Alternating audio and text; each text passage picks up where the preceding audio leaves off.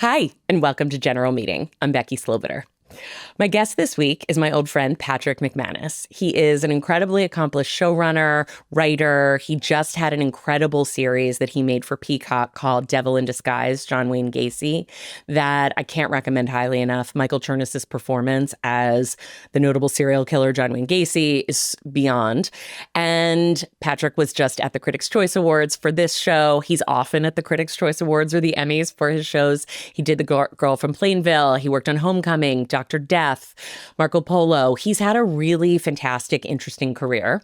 And we also just had a fun time catching up. We hadn't seen each other, I think physically, hardly since college. And just learning about his career path and all of the lessons and wisdom he's picked up along the way was fascinating. And also, he's a Springsteen person, so he's a good one. I hope you enjoy. See you next week.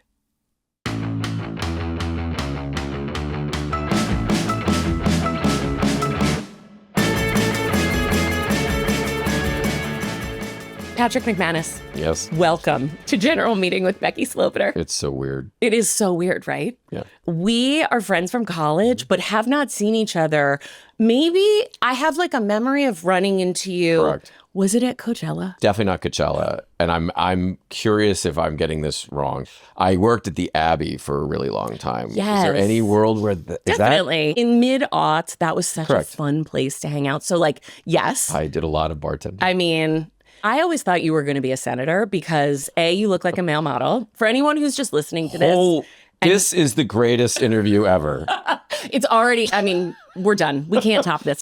You were a real just like standout at school. I knew you were going to go on to great things. Oh, wow. You have gone on to incredible things, not maybe blessedly in the political realm, but in the Hollywood realm. I've just seen you at the Critics' fucking Choice Awards a lot. Me sitting on my couch in sweats and you on screen. So let's go back to the beginning if we could. And this is really funny because when Hillary Winston was here a few weeks ago, who obviously another GW grad who we both know. Very talented writer. Incredible. When Hillary was here, we talked lightly about how everyone at GW was from New Jersey or Long Island. Totally true. So Patrick Macmanus, where are you from? I am from all over New Jersey. We moved there. I was born in Cincinnati. Don't remember it. We lived outside of Philadelphia. Wait. I know. That's What why I'm town? pointing at you. In Kennett Square. Ooh. So, which I know Mayor is like Easttown. I should have given you the Mayor of Easttown mug. Oh, is that? Oh, yeah. They literally mentioned Kennett Square on Mayor of Easttown. Did they? I hate to say I haven't seen it. Patrick. I know, dude.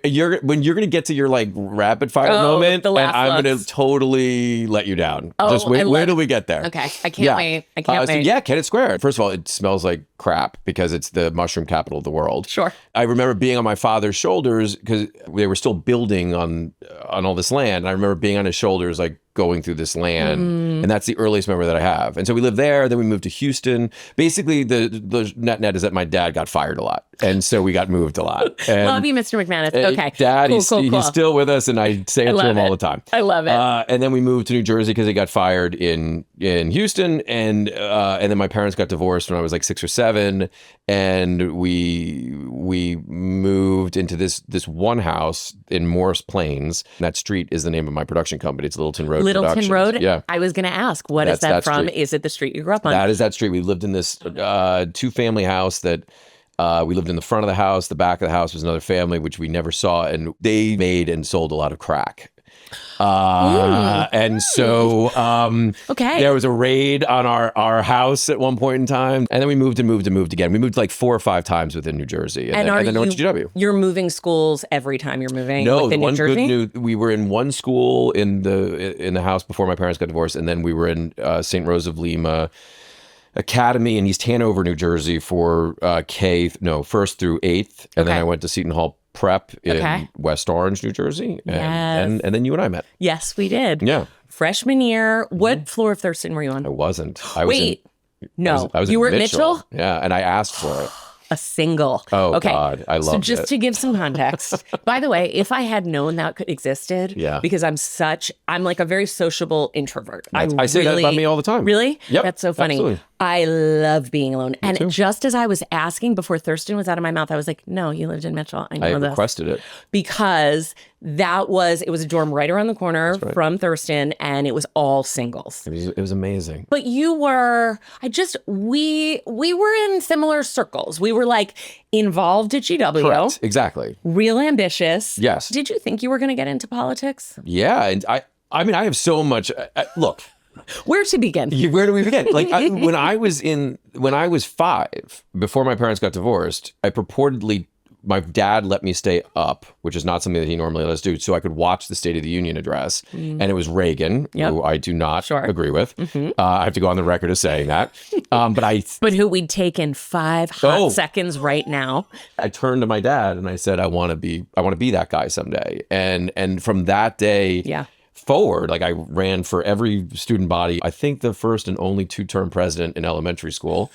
It didn't turn out in college. Carrie Potter kicked the shit out of me. How about that I texted Carrie this morning and I was like, you know who I'm having on the pod today? Patrick Macmanus. She was basically like, we ran against each other for Student Association Before president. that, we like, funny. Carrie and I, because to skip ahead, I wanted to be president forever. I wanted to go to Georgetown forever. I didn't get into Georgetown. So when I got to GW, I ran for the residence hall president of Mitchell, won as a freshman, of course, and Carrie was on the residence hall association at that time, probably, I think so. Carrie and I you were cohorts. We were cohorts, totally, like in a real way. She was like, please send him my best, and right back at her. Yeah, because totally. I'm not on social media, so I don't reach out to people. I reached out to you that way because it was the only way for me to get to you. I forgot about that. Yeah. Oh my gosh, when you were telling me you're not really on social media, and I was like, I envy that. That sounds wonderful. Yeah. If I wasn't trying to make this podcast a thing, I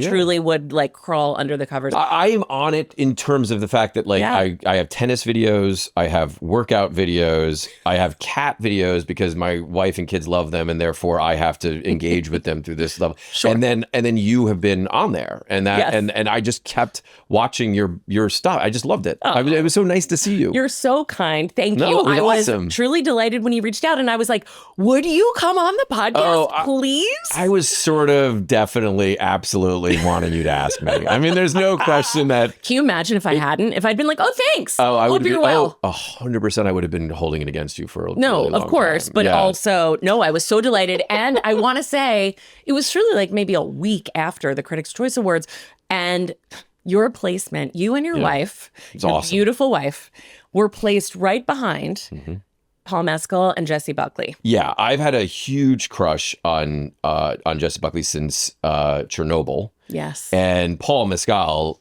I mean... Where's my Normal People book? It's somewhere. Yeah, since Normal People. I mean, of course, everybody. How do you not...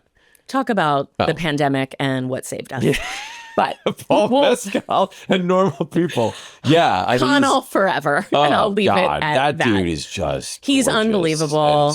And unbelievable. And talented. And so when Jessie Buckley was on stage, at one point she points to him. And I want to say...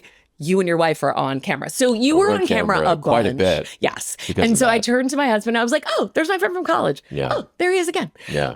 So no, I was so delighted to hear from you. And also another cool thing that I was thinking about this morning, because every episode is a little bit different. I know everyone to varying degrees. But I don't think I've had anyone on here because I've really, in the 20 plus years we've been working in this town, have really existed more in the comedic space. Yeah. We have not crossed paths professionally, not really. I've seen your success a bit from afar, but like anyone in the comedy community, I've like hung with a little bit. You are such an acclaimed and established, would you say drama, thriller? I think that I fell into a bucket.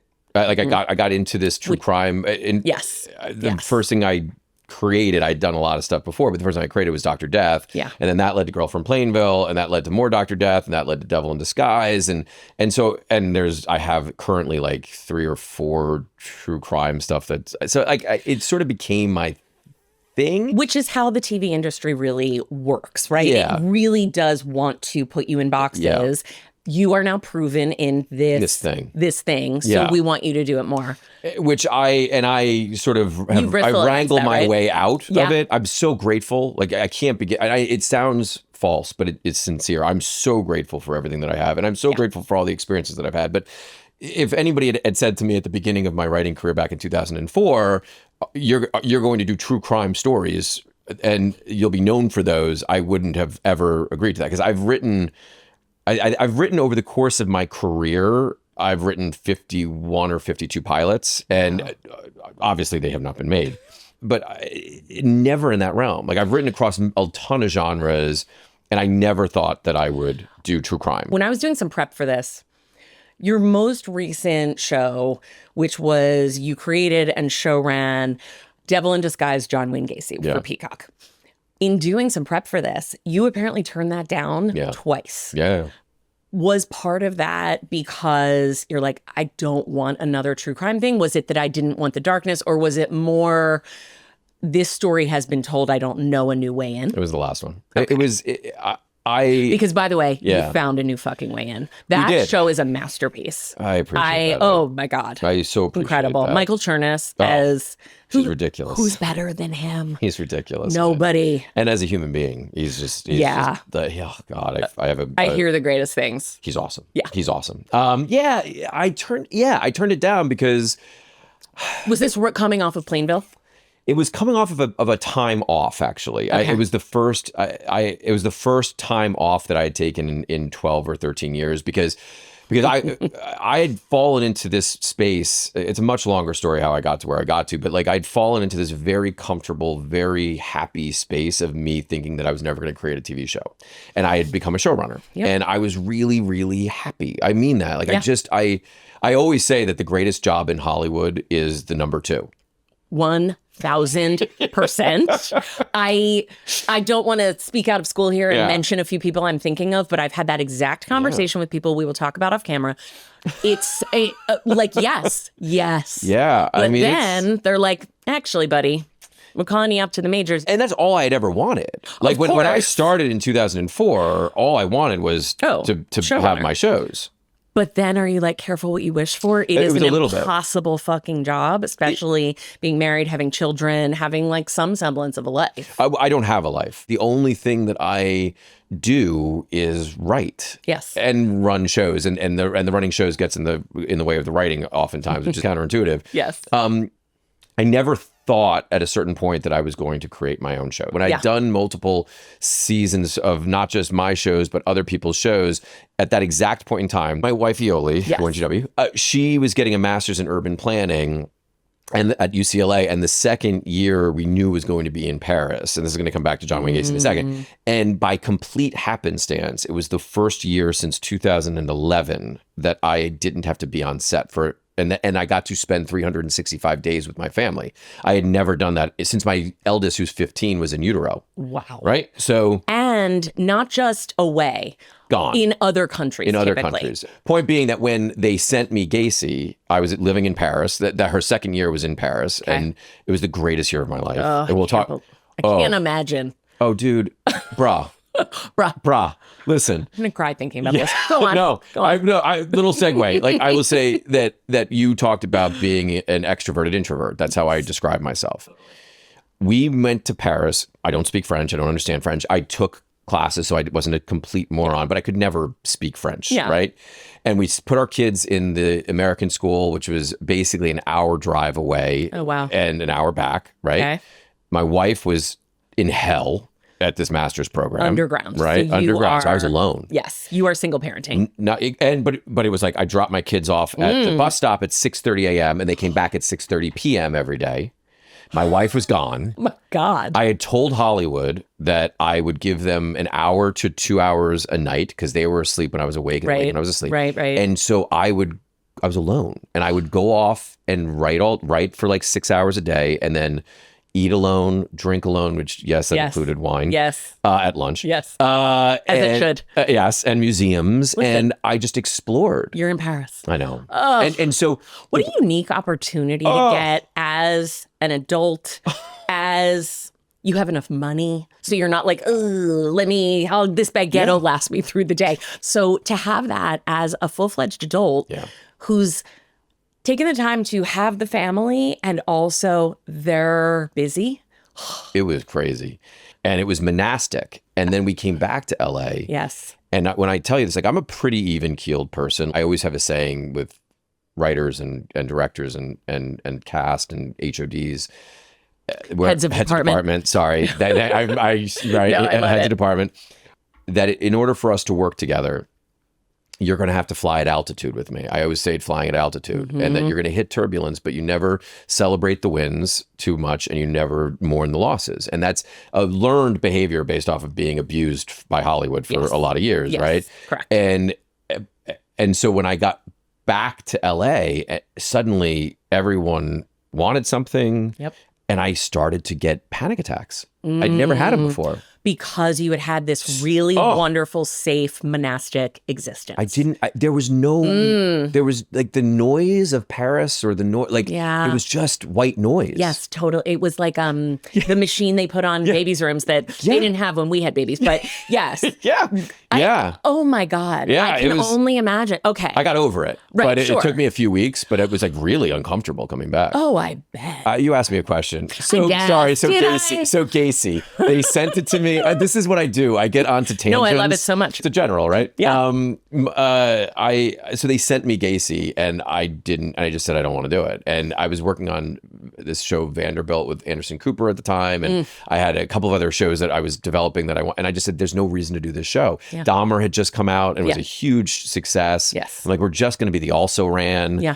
And they just kept coming and coming. And I've been under a deal at Universal for 11 years. Yeah. And so I love these people. I've known them for a really long time. Yes. So they finally came to me. I was like, okay, but I'm going to do it this other way. And they got behind it and it worked, which is to focus on the victims. I was just going to say, we should set the scene. And anyone who hasn't watched this incredible show is on Peacock.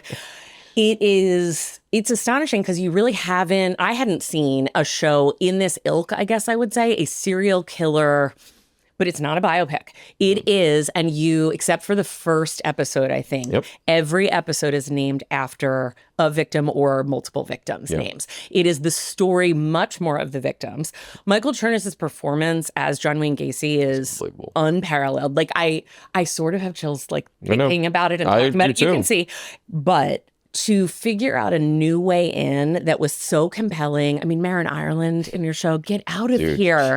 Get out of here. She had the hardest job of the entire show. As I'll say, like, and as a mom, oh boy. She had the hardest job. Oh boy. She was in mourning the entire show. Yeah. And there's one moment in episode 6 in which you see the moment prior to her son disappearing. And she comes in to say, get in the car. We have to go. And it's the first time in the entire show that you see her light and airy. And, the before time. Oh, I mean, look, it's doing it right now. I know. I could like get choked up thinking about it. And because she's amazing. Incredible. And no, your whole cast. The whole cast is amazing. The whole show is amazing. It was a swing, and I think that I think it really worked. It worked critically. I still think that the jury's still out as to whether or not people want that kind of show. Like That's interesting. Oh yeah, I mean, it was not poorly received by the public. No, not at all. But it wasn't Dahmer I don't think it just has to do with the platform. Okay. Because obviously I was about to say that, but okay, I don't. I think that as I'm developing season 2 right now, I'm learning some lessons, and I said at the beginning, I said from the very beginning, and I've said it in multiple interviews that it was a sociological experiment, that as to whether or not people really wanted this, and I think that the answer is some yes, some no. Right. But I am putting in a little bit more of what people want in season 2. Was it disappointing to sort of feel that in terms of humanity and what people want? Yeah. Very much so. That's a word that my therapist brings up a lot, that I now, all of my sort of closest circle will call each other and be like, so-and-so did this. It's disappointing. Like, it's like you can take the judgment out. Yeah, it's not personal to you. Never. And at the same time, what a fucking bummer. But it also is super interesting. I've made it a habit over my career to not read reviews. I go out of my way not to read reviews. Very smart. And one of my favorite stories about not reading reviews was we were in South by for the premiere of a panel of Girl from Plainville, And so it was myself and Elle Fanning and Chloe and like all the, like everybody was on this, flew down together, had a great time, had the premiere, and the embargo to releasing the reviews dropped as we were in the panel. Oh my God. And I refused to read reviews. Yep. Right. Yep. So we're in the shuttle van to take us all back to the airport. And we should say, I'm just going to interrupt one sec. An embargo is when the press and reviewers are often sent the movie or the show ahead of time so they can have their review ready to go when the embargo is lifted, essentially. It sounds so like political and scary. And it's just like, this is embargoed until blah, blah, blah. Exactly. So you are in the midst of a panel. So we're in the midst of a panel, the embargo lifts. God, the publicists are looking, right? What is it? Yeah. Totally. Everyone, Elle, her manager is a dear friend of mine, Brittany. Oh, yeah. Brittany Conward. She's so great. I adore her. Yeah, she's great. They know not to talk to me. Like, don't tell, I don't want to know anything. You do you. I just don't want to know anything. Correct. So the way that I knew that we got good reviews was we were on the plane and we basically took up the entire section and they were all asleep. And I was like, oh, we're okay. Yeah. The adrenaline, because there's nothing like the what's it going to be, what's it going to be, what's it going to be. And then when it works out, I'm just going to weave this in real lightly, but only because you brought up South by and I have to, because this just happened last night. My husband's movie, he had 2 movies down at South by, Wishful Thinking, starring Louis Pullman and Maya Hawke, written and directed by Grant Parks, won South by Southwest. I mean... Way to go, Matt Smith. Way to go. Amazing. He started a new company like a year plus ago. Why are you here? I know. Well, I was in South by with him. Okay. And then wanted to come back to the kids, and he had to stay for the rest of the week. Kids? When I say wanted, let me rephrase. It's a strong word. Needed to. Yeah. But long story short, I texted him this morning because he's coming back tonight. And I was like, you are going to collapse into a fucking, and it's like production. You know how you don't 100%. He was like, I feel like I'm fighting something, but like my body's not letting it take hold yet. And then you die. Correct. Literally. Almost every time. Every single time. And especially on shows. I mean, how long, for something like Devil in Disguise, how many months are you shooting that for? It's every show basically from prep until wrap is give or take 5.5 to 6 months. Yeah. It's about 6 months. mean, and you're working 20 hours a day. Yes, you are. Like it's 20 hours a day. It's not a joke. It's like 20 hours a day. No, truly. And talk about, my best friend Amy always says, I'm underwater with the tiniest straw for air. Yeah. And that is how it feels to run a show. That is how, I mean, I feel like we fetch a lot on this podcast of like Hollywood is so hard. And we're very fortunate. We're very privileged. And I get that. And also it is so fucking hard.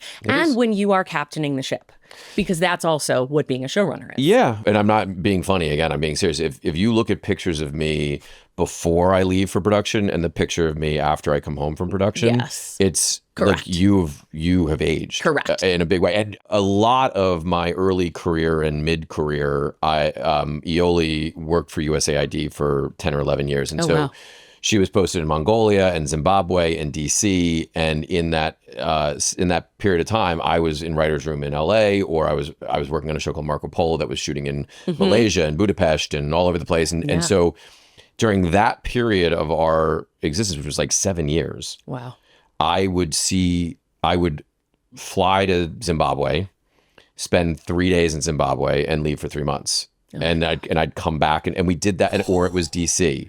Right. And so at a certain point, I think it was the second season of Happy, which we were shooting in New York and we were living in DC at that time, I had made a rule that I would go home every weekend no matter what. Yeah. And so I would train back and forth. I'd leave set on Friday night and I'd train back to DC, which is where we're living. And then I'd come back late on Sunday night and I'd get into New York at like 2 a.m. and go to set at 5 a.m. And I did that.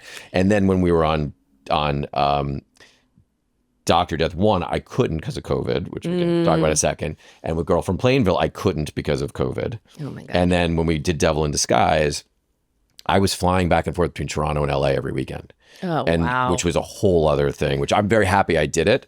But it was like a whole other thing of like, you're dying right now, dude. Truly. And it is that, yes, you're glad you did it. Absolutely. Everything is a trade-off though. Well, the way that I compared it all the time, and I know that you don't drink, I'm sure, but I still do. Did you say you're sure I don't drink? Yeah, I was just joking. Oh, I was going to say. Wrong. Yeah, I mean, I was just like poking, just saying. I'm drunk right now. Go on. Well, that's how most people have to deal with me, is drunk, for sure.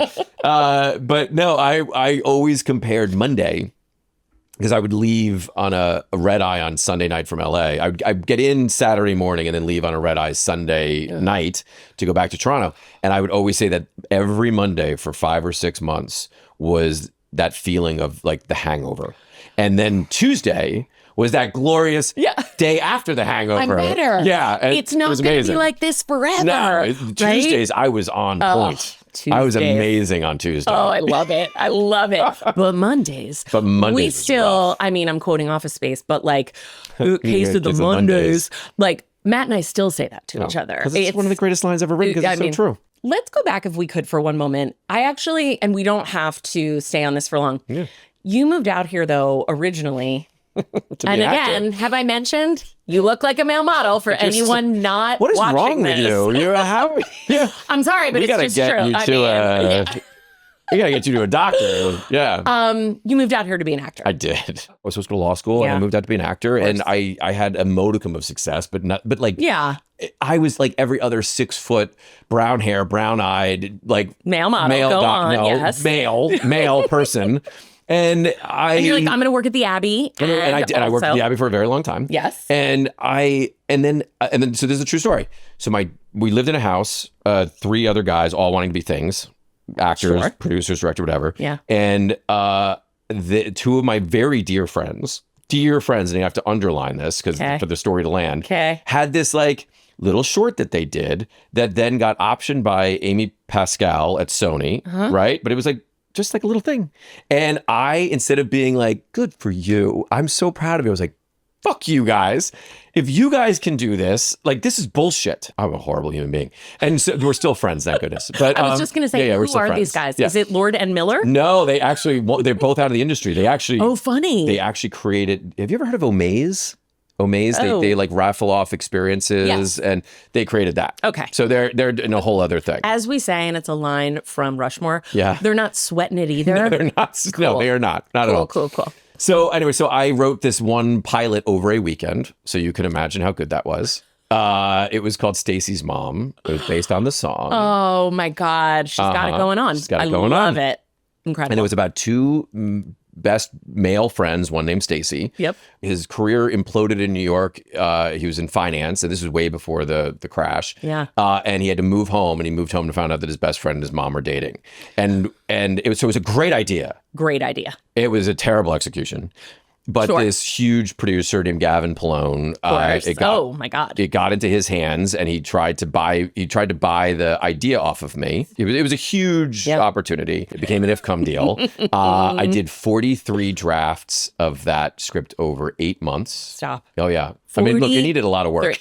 Okay, sure. But also... Yeah, it was a lot. There was like changeover between executives. There's like things that happen. There's the shit that happens. The shit that happens, exactly. But the best part of the story is that my buddies and I went on a trip to Peru. We went to go and hike Machu Picchu. And I asked my agents, I was like, we're done, right? Like, I don't need to do any more drafts. Like, you're done, no more drafts. It's going to go out for sale. And I then went to do this hallucinogenic called San Pedro. And I had made another phone call saying we're good, right? Because I'm going off the grid for a bit. And when I say I'm going off the grid, I don't just mean unreachable physically. I'm literally going off the grid. And so we go to this shamanic, the ceremony, and we drink this disgusting stuff. And we were about to go off into the wilderness, and I'd forgotten something at the hotel. And I had to go get a coat, and there was a message at the front desk that was asking me I needed to do one more pass on a scene. No. And so my buddies and I had to go, and I didn't have final draft with me. I had nothing. Like, we went to an internet cafe, and I sat there for hours with them. They were feeding me Peruvian pizza, trying to like sop up what was in me. There was no world that was sopping up. And I was literally sitting in this internet cafe. Yes, exactly. That's exactly right. I've never done hallucinogenics because I'm just such a baby and too scared. But even crazy, imagine. It was crazy, man. It was awesome. Were you actually able to execute the notes? We executed it. It didn't sell. Right, It did not sell. But yes, we executed it. But also, welcome to being a writer in Hollywood. By the It's way, such a great memory, though. I love it. and what a good work ethic you have. I will say that it's the one. Look, I don't believe that you have. I fundamentally believe this, and it's very depressing to young writers because I once believed in agency, and I do not believe in agency. I believe in fate. I believe in luck. And so what I say to young writers is that the only thing that you can control in your career, and this goes for actors, producers, directors, is how hard you work and how kind you are, and that's it. Because at the end of the day, if it doesn't work, if the fates don't poke you in the head and say, this is, you get this life, then at least you can look back and say, I did as much as I could do, and I was as nice as I could possibly be. And I fail at being nice from time to time. There's no question about it. But in general, I know for a fact that I'm coming back in my next life as a dung beetle because I've wasted it all on this one. Like I can look at every single moment of my career and say, this is why this happened. This is why this happened. This is why this happened. Incredible. But the one thing that is constant is, and the reason I don't know how to do a sourdough starter is because all I do is work. This comes up a lot on this podcast too. The notion of in Hollywood, it's all external validation, right? But you have, and I'm so impressed with this, somehow between not reading reviews, between what you just laid out of here's what I can control. Yeah. And that's it. And you're so right. And this is the existential, quandary we find ourselves in no matter what industry we're in, right? We want to control things. We can't. This is another thing my therapist said to me.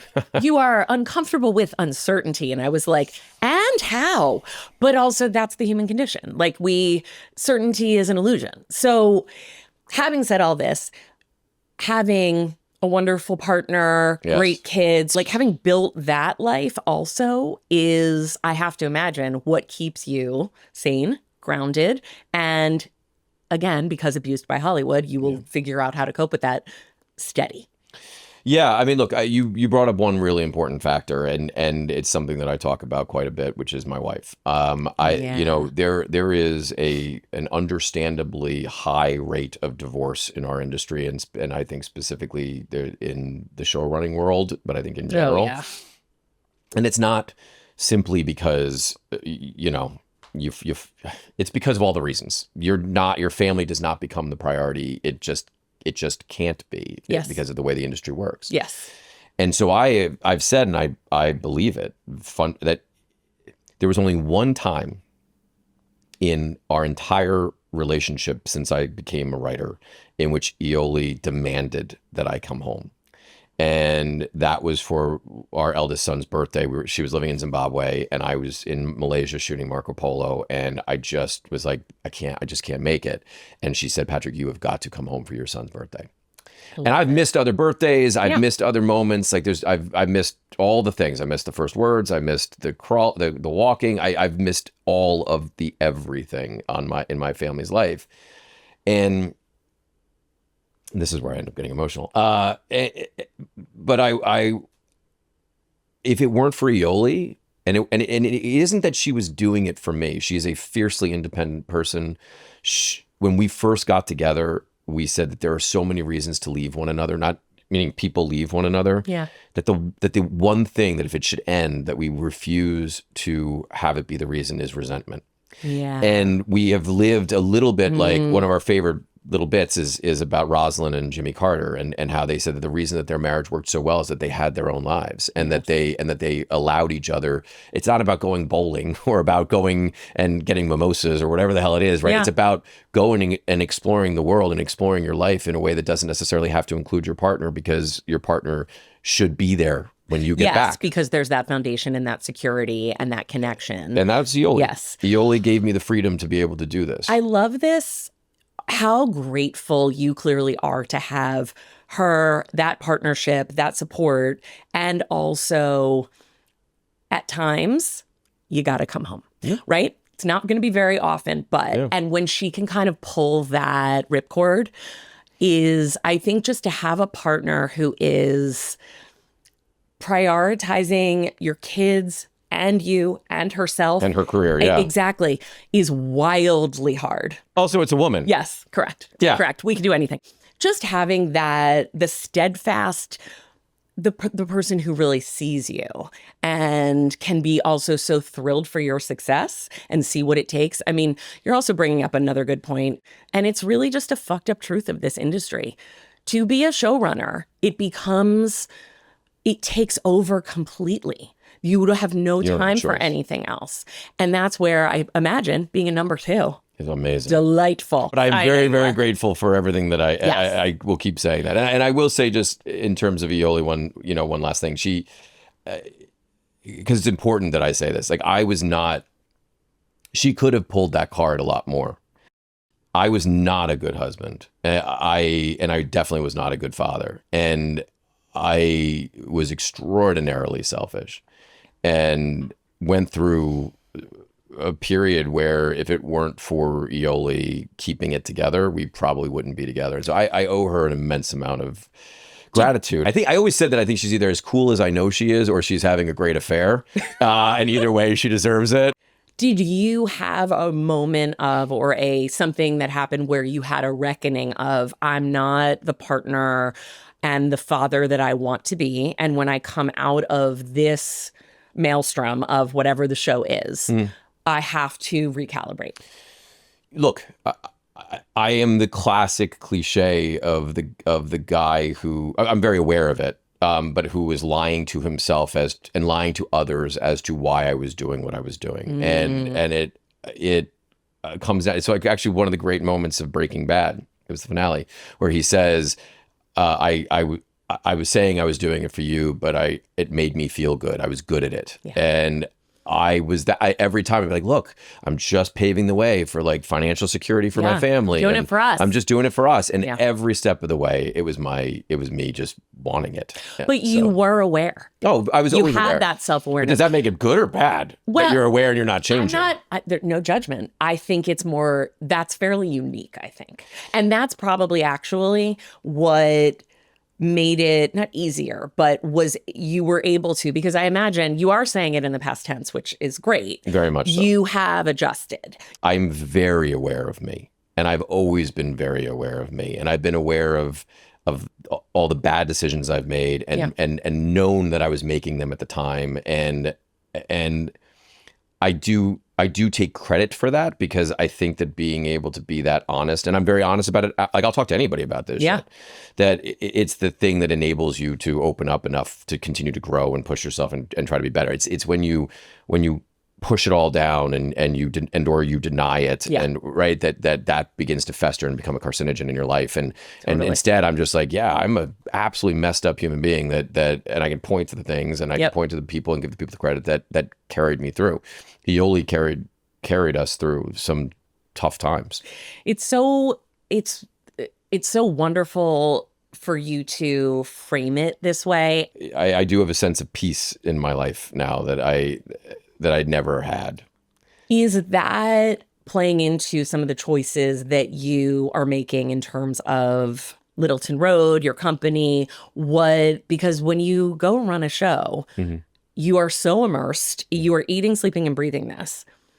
You want to really connect with the material. You want to really care. Has any of the stuff that you have gone through in your 40s, let's say, influenced the kind of shows that you are attracted to, that you want to make, the stories you want to tell? I've been asked a lot over specifically like the last 10 years or so, whether or not I've found my passion project, right? And my answer is always no.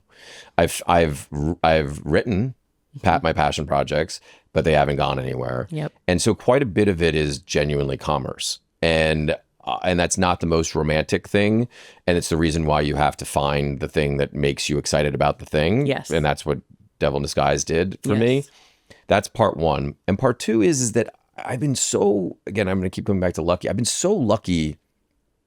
How it's worked out, I don't know how it's worked out, but to sort of fall into the orbits of various individuals, and we've sort of become this family together over the course of 14 years or so. And there's one woman who has been my number two for quite some time, and she's now her own number one. Who is it?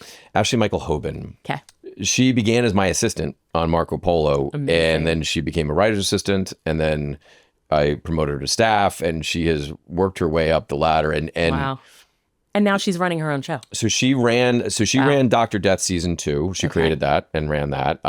And she currently has a show at Peacock that is in some form of within that thing, right? In that fun soup of like, what are we doing? Yes, exactly. It might be a thing, but we don't know. Yes, and it's not Peacock, it's anywhere. No, Peacock, Hulu, it's just the soup. Please. And she is about to go start as the number 2 on another show. That's great.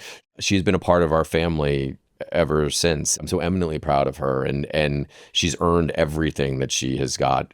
I always say that she sort of came fully baked. She would, if she were sitting on the couch, she would say the opposite of that, but she's wrong and I'm right and she's not here, so it doesn't matter. Exactly. I had 4 former assistants, including her, 3 others that all have risen up to co-EP or EP level on in their own right, and they've been in every room with me, and they've been on set with me, and I will say that makes all the difference. So you have these amazing people around you. Do you know what show you're going to make next? Or are you figuring that out right now? No, I mean, I'm figuring it out because you're always figuring it out. And that's the thing. There are very few showrunners. I mean, you'll say it's like Shonda, Berlanti, Ryan Murphy, Taylor Sheridan, Mike Schur. Yeah, exactly. Like, and now we're done. Bill Lawrence. Oh, Bill. Yes, right. I'm trying to find. I don't think we can name 10 more. No. Where they're like, oh, you're fine. Yes. Like you're just going to keep going for forevermore. Correct. So if you're not in that echelon, and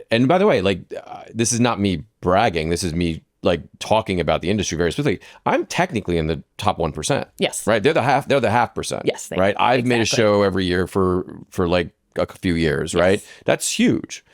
But I am constantly pushing the boulder up the hill. Yes. And at present, I just handed in Devil in Disguise 2 to the network in the car while I was in the car outside of your house. I just handed in the draft of my Amazon project, which is a adaptation of a John Grisham book that I'm doing with Amazon. Just before I left to come to your house, I am pitching. Starting next week, we're traveling to Japan for spring break, and I'm pitching at 5, 6, and 8 a.m.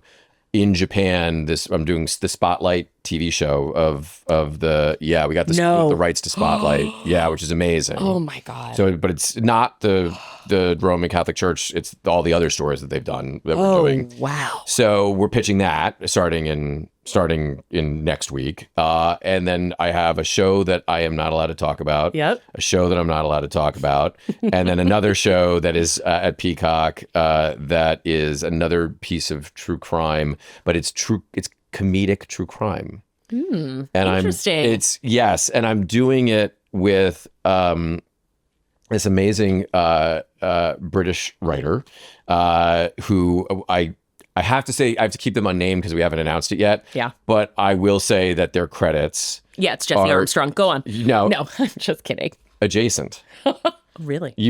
Very adjacent. Ooh. That was really good, actually. Thank you so much. That was really good. We're breaking news here. That's amazing. Yeah. So it's amazing. I can't wait for that. And I'm busy, and I was going to say, you have so much on your plate. I have a lot on the plate. You put it perfectly. The household name brands that again, we can list on basically one hand, they are in the 0.5%. Yeah. Maybe the 0.1. That's right. Even being in the 1%. And you couldn't be busier, it sounds like. You have this deal. You have a long-standing relationship with this studio, and you have projects set up everywhere. And you also don't know what's next for you. That's right. Not 100%. You don't know what set you're really going to be standing on. That's right. Okay. We have gotten to Last Looks. Okay. I'm very excited for this, especially there's just something very cozy to me about the fact that we are exactly the same age and have so many of the same pop culture references and all of that. Yes. So, Patrick Macmanus, what is either your favorite movie of all time or a few movies that are meaningful to you and representative of your taste, were influences, etc.? Okay. I have a very specific answer to this. I mean this when I say this, and this is and you need to let me move past it. I think Armageddon is one of the perfect movies of all time. Is it a good movie? No. is it just so much fun, and the banter and like the stupidity of it mixed with the end when Bruce Willis sacrifices himself for Ben Affleck and for Liv Tyler. Like, I mean, it's got heart, it's got comedy, it's got action. I love Armageddon, and every single time it's on, I'm like, I guess I'm watching Armageddon again. I was going to go do something. Yeah, and I'm going to watch Armageddon. So the flip of that, which lives in the same, I could watch it a million times and be happy, is Shawshank Redemption. Yes. Right? Like, yes. anytime. That one I can chime in on. I've only seen Armageddon once. I was like, it's not okay. for me. It's okay. You're not wrong. Shawshank. Shawshank, to be the age we were when that movie came out, Yeah. it's perfect. I have a follow-up of that one. Yes, please. Which is genuinely, I would say, is my favorite movie. Really, really is All the President's Men. Yes. So that one has influenced me the most. If you look at, and I will say that if you look at any of my true crime, Yeah. and you'll see it quite a bit if we get Spotlight off the ground, you'll see it a lot in Spotlight. It's like that, that classic two people taking on a system, and the cinematography is amazing. And this is gonna be weird. This is a weird thing, but I have a problem, not in a bad way, but like with sound design.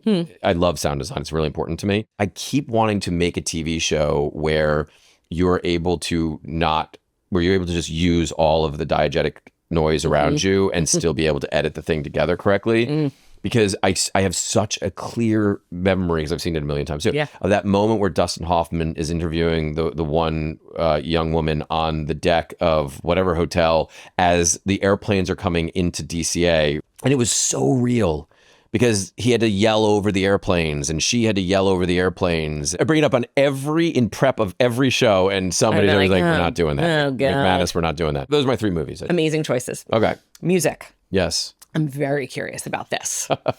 2 albums when you are stranded on a deserted island. What albums do you have with you to maintain your sanity while you're there? I know it's hard. Have you shared yours? Yeah, well, let's vamp. I have Edie Patterson was here, and she was like, "What are yours?" And I was like, "Oh, thanks. Nobody's asked that." Yeah. Yes, Liz Phair, Whip Smart. There we go. Not Exile in Guyville, even though I worship that album too. Whip Smart. And The Hold Steady, Boys and Girls in America. Oh, yeah. Love them so much. And so, again, those are, I'm a Bruce person more than I am an anything person, but there's not a Springsteen, there's not like one album of his. And I felt like it was cheating to say the greatest hits one. Look, I open every single one of my pilots forever with a Springsteen quote. Different Springsteen quote each time? Oh, yeah. I have to work them into Patrick, what the show you're gonna is. have to come back for like part 4 that's only about Bruce. Yeah, no, Oh my God. Literally every script. I mean, whether it's Devil in Disguise or Vanderbilt had one, I don't remember what it was, but like, they're all in there. Oh my God. So I will have to say a Springsteen, but I will think about that, because that one's really hard. That is really hard. And I kind of feel like, I think I know which one you're going to do. Okay, go ahead. Well, because the obvious one that I should say is Nebraska. Yeah. But you're on a desert island. Yeah. Are you going to say Darkness? I was going to say. I think you need to say Darkness. Yeah, I was going to say that. Because yes. No, but anyways, I think I can answer the other one. Like, there is an album. It's so random. Do you know who Josh Ritter is? No. Okay, so this will all tie together in a sec. So Josh Ritter has this album called, I think it's The Animal Years. And early when I was trying to get my career off the ground, and I lived over on Martell and Beverly. Yeah. And then eventually, when my girlfriend and I moved in together, we lived on 4th and Crescent. My writing spot for 8 years was one table in the exact same table, exact same chair at the Barnes & Noble at the Grove. I thought you were going to say Toast. I lived at 6th, and we lived on Orange Street. Yeah. Obviously, everyone lived on Orange Street. Yes. And I lived on 6th and Crescent at one point too. Right before Matt and I moved in together on Orange Street, I lived at 6th and Crescent. Now I'm like, did we see each other around then? I know, so funny. But I'm sure I saw you at Toast. Toast was one of those annoying places that it was so packed. Like, you had to go to Toast on like a Tuesday at a. Otherwise, my God. You were screwed. Remember just being hungover and like, when are they going to have our table? Yeah. Exactly. Anyway, okay. Barnes & Noble. Animal Years. I would walk every day, because I do have very, very low level OCD. And so which I think helps me because I need to be in certain boxes. Yeah. And I had to be at this table. It was like my good juju table. Yep. And I would always get to Barnes & Noble at 9:55 a.m. in order to make sure that no one took that table. Yeah. And I have been back to that table since. There's no question that like I've written, when I've been stuck, I will go back there. Oh, and, like, wow, unstucks really? me. Yeah. Oh, I love that. I don't think the word is unstucks, but you know what I mean. So the point is that album was weirdly the album that I would listen to all the time on my walks to and from. Yep. And I do think it's a little bit because of my low level OCD. Yeah. That it had to be that album. And so that album reminds me of the hard times, like for sure, like all the struggle. But I will put it on every once in a while, and it brings back such immense nostalgia for me that even though I thought I was at like the lowest level of my life, and I really was, it was like really hard those years. Yeah. That album now has a totally different meaning to me, and I sort of feel like if I was stuck on that island and I listened to that, it would bring me back to a place where I felt safe. Because there's a weird thing about the struggle, and you can only say what I'm about to say if you end up on the other side, being lucky to be on the other side of it. Yes. But that there was a weird safety to that time that like no one had any expectations of me. Yep. And all I had was my computer and my Barnes & Noble table and this album and working at the Abbey and trying to make money and there wasn't, the only pressure was internal, was myself. Yes. Because again, everything you're saying, I'm like, oh, we could go and do a whole episode about that. I mean, it resonates so deeply. Yeah. But I know exactly what you mean. Yeah. And I love that there's a coziness to that, even though at the time you're like, what's going to happen? Am I going to make it? Oh, it's Can hell. I pay rent? Like all of that. You do what you have to do. To survive. Yes. And to be able to create art. Okay. All right, so that's the album. Okay, I love it, and I don't know it, and I'm now going to dive into it. Yeah, it's a nice album. Did I pressure you into Darkness on the Edge of Town? No. Do you want? No. I Is really that do what think you would've no. taken? I really do feel. I mean, I will also say that if I was going to take one, that's what I would take. I think that you're right. No, I don't think that. No, that was absolutely it. Because you have to like put yourself on the desert island. What do you want to listen? Like, do you want joy? Do you want what is it that you want in that thing? And I think Darkness is a fucking genius album. It's beyond. There are hardly words. Yes. Yeah. By the way, also, so you're obviously a huge Bruce fan. Yes. Did you get your tickets yet? I have not for April. I haven't either. I'm like, we'll make a bad decision like April 4th. I will say that I did used to have a tradition that I've gotten over now that I've got kids and we go together. But I used to have a tradition where I would go for the whole stand. But I would go alone on the first night because I get so emotional and like act like a jackass. Like where you're like, if you're at a Springsteen concert, you're with a lot of people who love Bruce Springsteen. I had a couple of times over the years where those people have come up to me on that first night and been like, you really love Bruce. Wait. Because goddamn, to be standing out in a crowd at that show where everyone knows every lyric. Everyone's obsessed with Bruce. Yes. Everyone thinks like he's singing to them. They also had a rough childhood. Like whatever it was.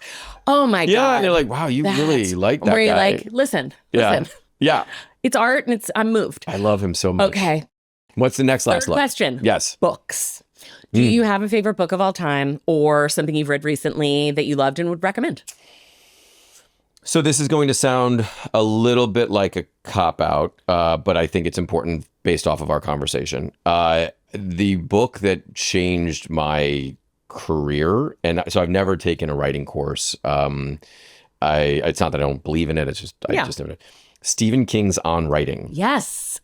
It's the best. It's in my opinion, it's the only Bible that writers need to read to figure out how to write. And so I will say that is something that is always that. When I read it once a year, maybe that's a bit much. Maybe once every couple of years. Do you find you glean new things? Yeah.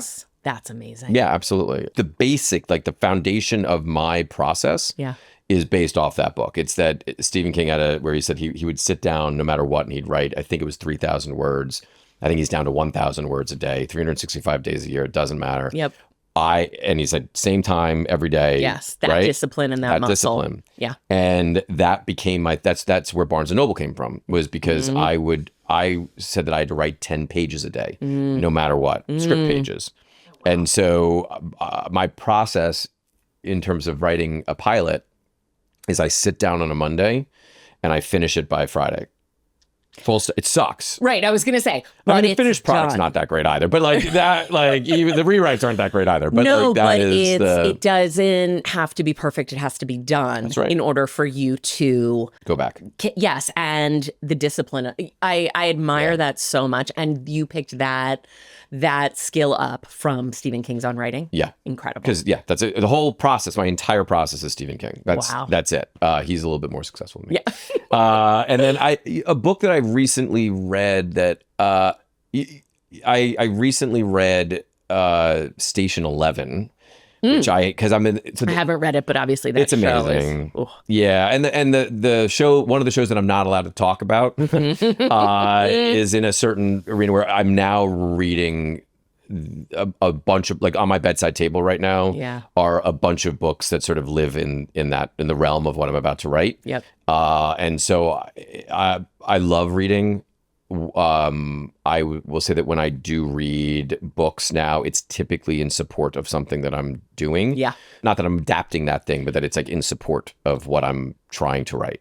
Meaning some of it can be for research purposes or fortifying your understanding of something. Of a world or a tone or like one of the things I say to writers too is stop watching TV, stop watching movies and start reading. Yeah. That you should not base your writing career on watching the finished product of something, that you have to read a ton of scripts, you have to read a ton of books.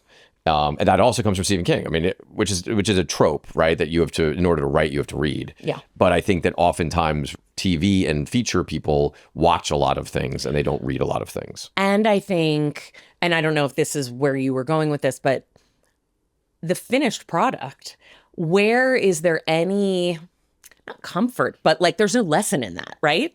Nope. And it can make you so intimidated by like, well, I'm not going to write Fleabag. Yeah. I mean, I just have this horrible draft that I wrote at Barnes & Noble. Yeah. I did finish it Friday evening. I did. It sucks. It's done. It sucks.